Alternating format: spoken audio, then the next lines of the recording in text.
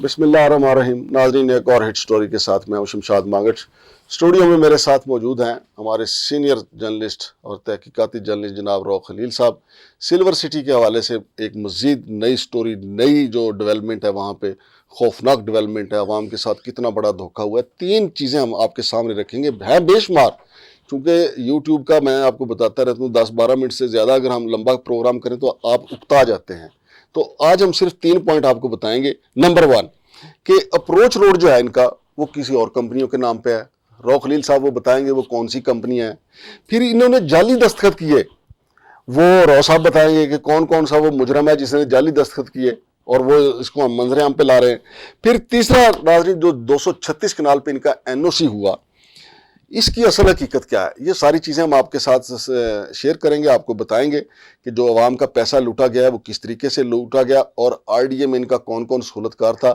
तो चलते हैं जनाब रऊफ खलील साहब की तरफ। अस्सलाम वालेकुम रऊफ खलील साहब। जी वालेकुम सलाम। रऊफ खलील साहब, पहले एक एक करके हमने ना ये 3 पॉइंट क्लियर करने हैं। पहले तो मुझे ये बता दें कि ये जो इनका अप्रोच रोड है वो किन कंपनियों के नाम है, और अप्रोच रोड जब कंपनियों के नाम पे हो तो फिर वो सिल्वर सिटी वालों को किस तरह एनओसी मिल सकता है?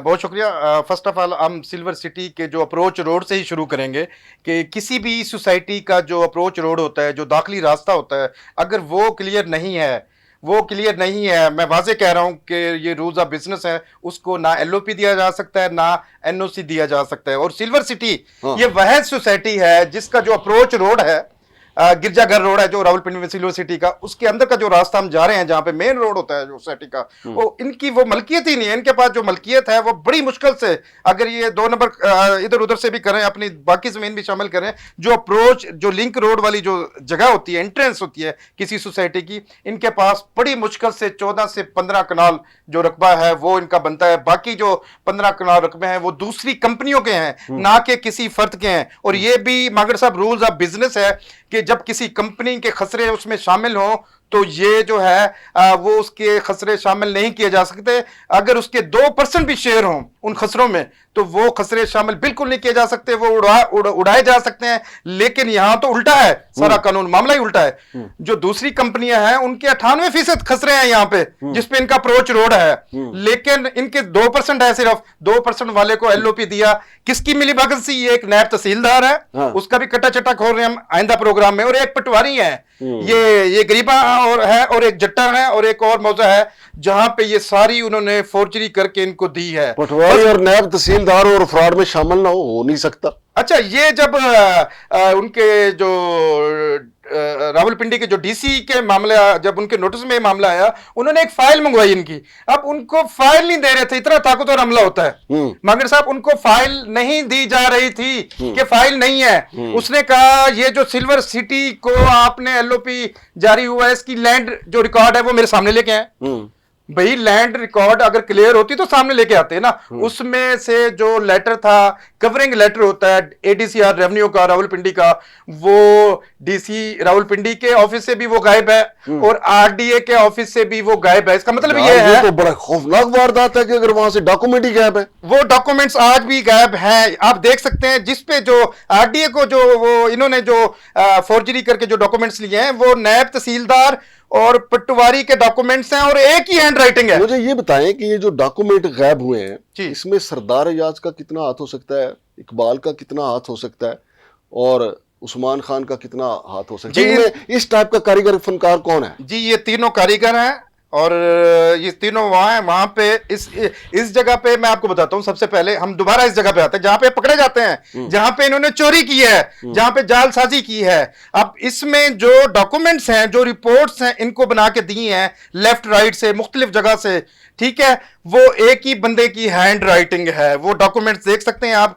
वो ना तहसीलदार की हैंड राइटिंग है उसमें, ना किसी और की है। इसका मतलब ये है कि जो जालसाज है वो एक बंदा है, एक ही हाथ की सारी इनकी हैंड राइटिंग एक ही बंदे ने बनाई है मिलके। वो बहुत बड़ा फनकार है, उसको भी हम मंजर आम पे लेके आएंगे सामने। वो कौन सा पटवारी है, कितना ताकतवर है, नंबर 1। नंबर 2, सेकंड, मुझे ये हम आगे निकल जाएंगे। ये जो अप्रोच रोड कंपनियों के नाम है, वो कंपनियां कौन है? कोई टेलीनार कंपनी है? कौन सी कंपनी? नहीं, वो भी डेवलपर है। अच्छा। डेवलपर हैं वो भी बड़े, उनके भी नाम हम सामने लेके आ रहे हैं। हाँ। अच्छा, वो उनको जब पता लगा कि तो हमारे साथ जालसाजी कर दी है इन्होंने, वो अब कोर्टों में भागे फिर रहे हैं। डेवलपर जो हैं, वो जो डेवलपर हैं, यहाँ पे मुख्तलिफ सोसाइटी थी। इससे पहले ये जो सिल्वर सिटी की जो इंतजामिया है, ये बड़े क्रिमिनल रिकॉर्ड है इनके, चेक किए जाए तो उन पे FIRs हैं दर्जनों।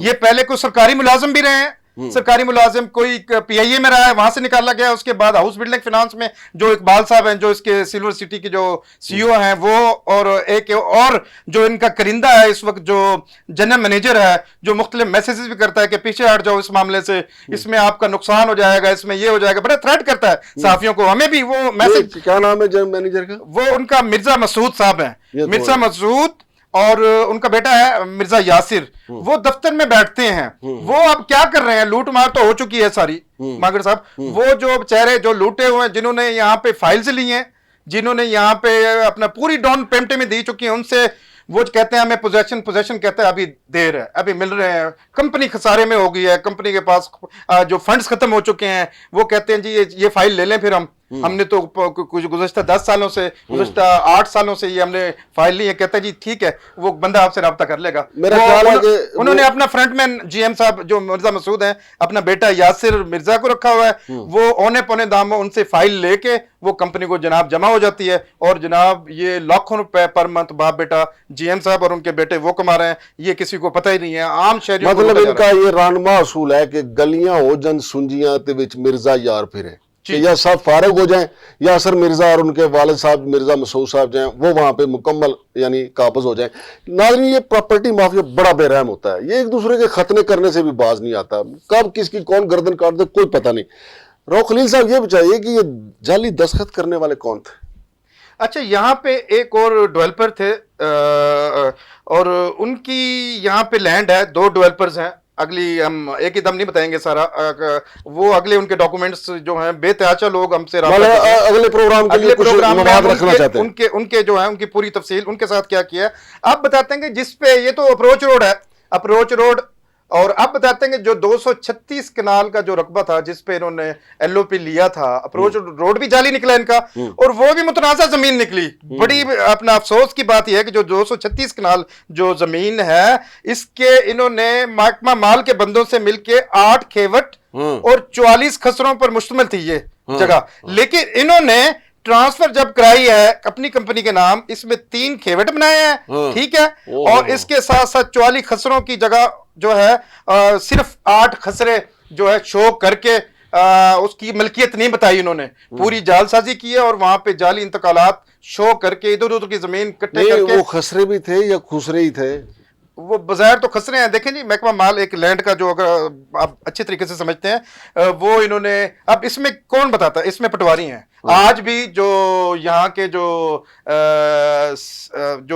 असिस्टेंट कमिश्नर सदर हैं और असिस्टेंट कमिश्नर जो कैंट हैं, AC कैंट और AC सदर रावलपिंडी, मैं आपसे भी ये मुतालबा कर रहा हूं, क्या आप सिल्वर सिटी का जो LOP जो लैंड क्लियरेंस है उसको देखेंगे, उसकी जांच पड़ताल करेंगे, उसका ऑडिट कराएंगे?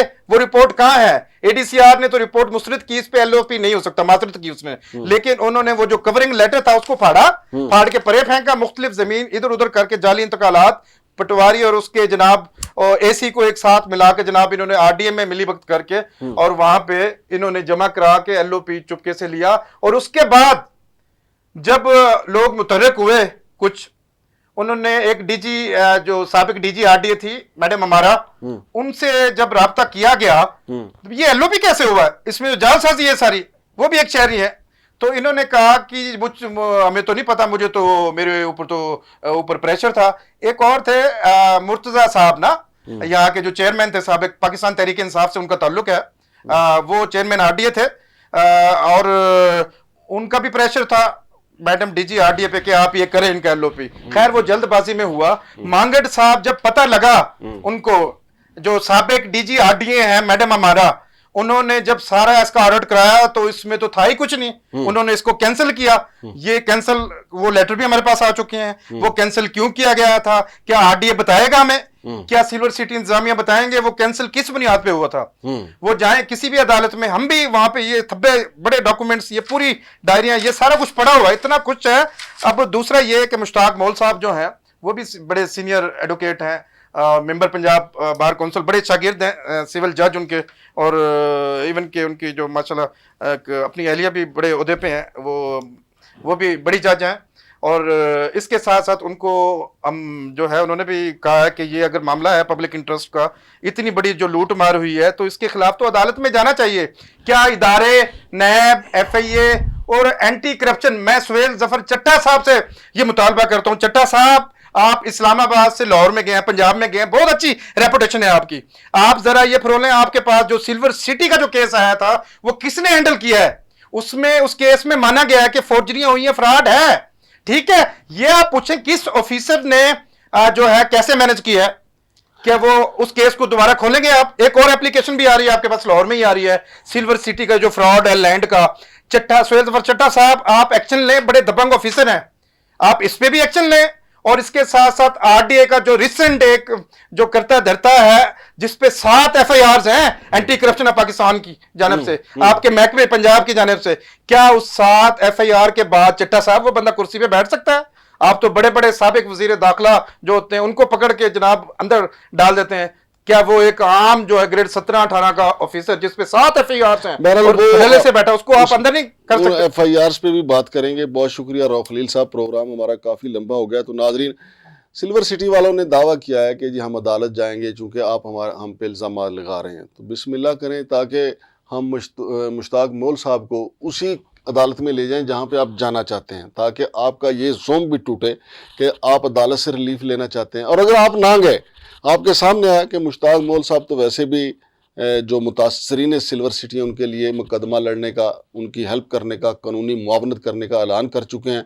और जहाँ तक ये मामले का ताल्लुक है, क्योंकि आम आदमी जो है, आम शहरी माफिया के सामने आने से घबराता है। वो कहते हैं चलो यार मेरा 10-15-20 लाख रुपया लूट गया, कोई बात नहीं, अल्लाह मुझे और दे देगा, माफिया कहीं मेरे बच्चों को ना नुकसान पहुंचा दे, मुझे ना नुकसान पहुंचा दे। लेकिन अल्हम्दुलिल्लाह हम इस माफिया के साथ मीडिया के प्लेटफॉर्म से भी लड़ेंगे और मुश्ताक मोल साहब से कानूनी मुआवनत हासिल करेंगे और हर फोरम पे जाएंगे सिल्वर सिटी के मुतासरीन को इंसाफ दिलाने के लिए। और भी कई और सोसाइटियाँ हैं, उनके मुतासरीन भी हमारे पास आ चुके हैं, अब्दुल्ला सिटी है, मुवेदा सिटी है, अवलान सिटी है, वो अलग अलग से केस हैं। लेकिन सबसे पहले तो ये सिल्वर सिटी वाले जो हैं, इस सिल्वर सिटी से यकीन माने सिल्वर के बर्तन अच्छे हैं, क्योंकि सिल्वर सिटी तो बिल्कुल खाली, अवाम लुट गई। फिलहाल शमशाद मांगट और रऊफ खलील को इजाज़त दीजिए। अल्लाह हाफिज़।